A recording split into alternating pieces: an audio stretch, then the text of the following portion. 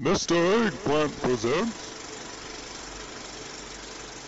Hey guys, Tyler here, and I'm finally back with another Marksman Hunter 7.1.5 video. In this video, we're going to be talking about some updated builds for each fight in Nighthold. Sorry, I've been away for the past couple of weeks. I've started a new job, and so that's kind of taken priority for me. But I'm finally back here, and hopefully you can increase your DPS with a few of these little builds. Let's see. So my guild is currently 6 of 10 heroic in Nighthold. We got High Botanist Tell Arn to 7 or 9%, something like that. And we have had some people gone for various reasons in raid, so hopefully we should be 7 of 10 by the end of this week. And I've been trying out some new builds, both in normal and in heroic. Some have worked, some haven't. So I thought I'd kind of give you guys a little bit of an idea of what I've been doing. So as you can see, my item level has not went up a ton. I think last time I had a video I was thinking like 883 or something like that. So I've only went up 2 item levels, but there have been significant changes to my build. Primarily, I have a 900 neck now, which this is definitely probably going to be the neck you want to get because of that high amount of crit. I've been really focusing on my crit while keeping my mastery high. As you can see, 28% crit strike. Lowered my haste significantly to 10, just right around 10.5%. And then my mastery is actually really high right now. I'm really excited about that. And actually, I use the mastery food, so it goes up even more. So let's see, this is the big difference. I finally got my hands on the BIS boots, the snowshoes. I was really not expecting them, got them off Trilliax, not this week, but last week. And yeah, I love these things to death. Basically, I'm probably going to be doing another video kind of about best in slot items in my opinion a little bit later on. But with the 2 set from your tier, with the boots and with the trinket that removes 5 seconds off your true shot, you're almost guaranteed a 1-minute cooldown on true shot, which starts out at 3 minutes, and it's amazing. And as you can see, my friend JB there is still farming for his legendaries because I think he's got what, 6 now, and he still has not got his mage BIS gear since he just moved to Frost. So anyway, for the first boss on Scorpyron, there's a couple different builds that you can run with. I have not tried them all, so if you guys would like to try these, even if it was just an LFR to give you kind of a base damage, definitely do that and leave me a comment below. I'll hopefully have a bunch of people here and they'll be talking about it. So primarily for every fight now, I run with lock and load just because I love it. I mean, I love lock and load just because it's so easy and I don't have to ever worry about trying to stack up my true aim anymore. I'm sure in some instances true aim is better, but maybe on a Croesus, for example, or Trilliax. But I'm just going to stick with lock and load. So for Scorpyron, I run with volley on Scorpy. It does so much more damage. I think I did like 2.5 million this week without cheesing. That was on normal. I think no cheesing was... I think that was with cheesing actually on normal. And then without cheesing it, I got like 1.3 million or something on heroic. So it wasn't too bad. And then I have dabbled in running with explosive shot on that fight, but I haven't actually done it, so I'm not going to tell you that, oh yes, this works. If you do that though, you want to be near melee, so you can literally just go pop, you can hit it once and then hit it right away and it'll explode right on top of you. And if you're right next to all those scorpions, that's going to be major damage increase for you. For the second boss, Chromatic Anomaly, I run with this exact build. This is pretty standard for about 5 bosses for me now. The volley, just great damage on the ads. They die quicker because they need to die. That way you can focus on the tank, focus on the tank. So you can focus on the boss.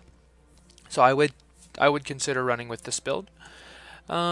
I'm sure you could probably run with explosive shot here, but I don't know. I don't bother with it right now. That's just more stuff that I have to worry about. For the third boss, Chuliax, I run with Murder of Crows. I should probably run with True Aim, but like I said, I don't. It's You might see some increased damage, you might not, just depending on your lock and load procs.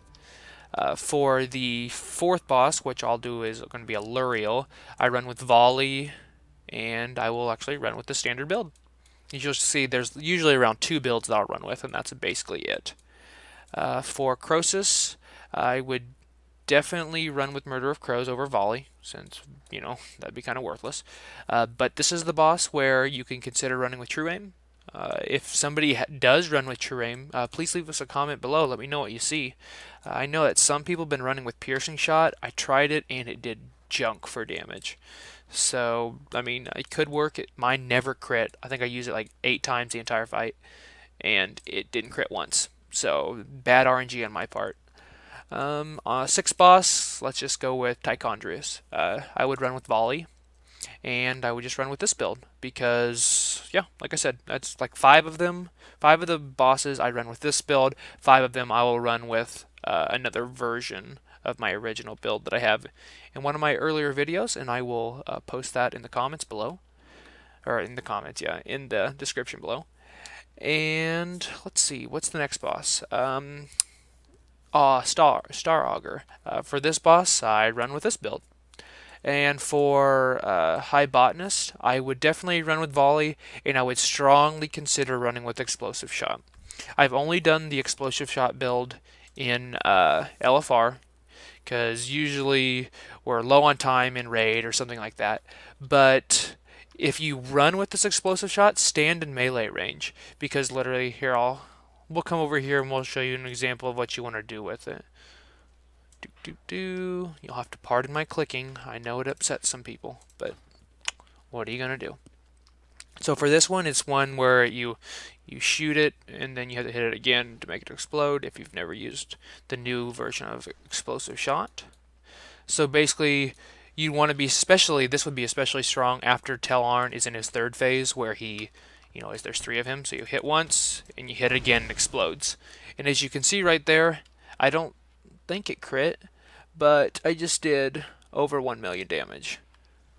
And see, it hit 8 things, 1 of them crit, and it still did amazing amounts of damage. So you can just imagine that and it's only on a 30-second cooldown, and it takes little to no focus, if you really think about it. That's amazing amounts of extreme burst damage. And on Tel'Arn, especially since all 3 of them are the boss, that's just super increased DPS. Now, I wouldn't use it on like the fetters when they come out, but if I would suggest you try that. I will be trying it on our heroic kill. Well, hopefully will be kill on Monday, and I will report back for that. On Elisand, let's see here. I run with this build right here. It's the standard Volley build, as I'll call it from now on. Then on basically you would run with Volley because hopefully your tanks will be bringing the ads next to the boss. I have not completed Elisand on Heroic, so I don't know if it would work exactly the same in Heroic, but I know in Normal for sure Volley has a much increased damage if all 3 of those targets, which would be the slow ad, the fast ad, and Elisand, are next to each other. Basically, Volley is superior to Murder of Crows when there is 2 targets.